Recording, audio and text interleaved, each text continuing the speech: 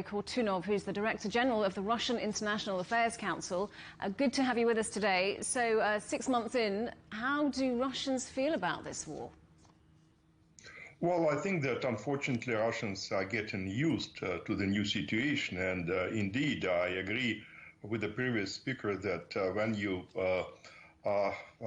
get out and go out in Moscow, St. Petersburg, you do not see that dramatic changes. You will not see deficit. You will not see long lines at grocery stores.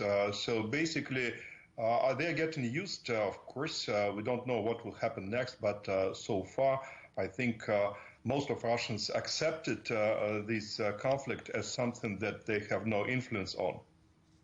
And you've been a diplomat for a long time. What does it feel like to see Russia being increasingly isolated from the international community? I would prefer to think of myself as a civil society activist, not as a diplomat. But responding to your question, I think that if you put yourself into the shoes of Mr. Putin or Mr. Lavrov, probably you wouldn't feel this isolation.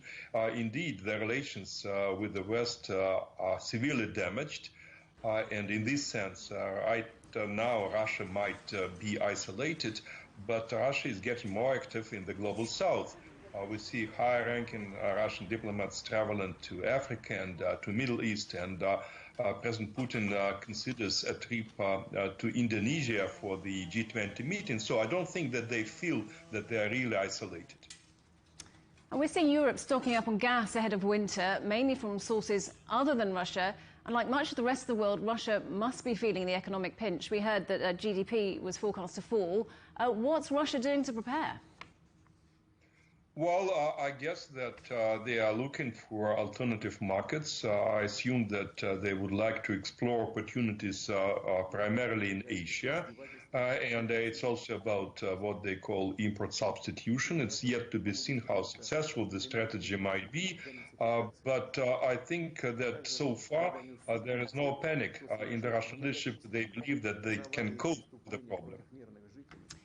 And we've seen increased attacks on Crimea, which, of course, has been claimed by Russia since 2014.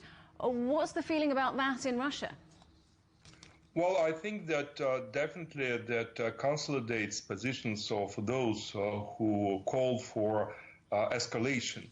I think that many hawks are getting very active right now, saying that we are too soft. We should still consider strikes against centers of political decisions in Ukraine, and they would encourage the Russian leadership to take steps in this direction.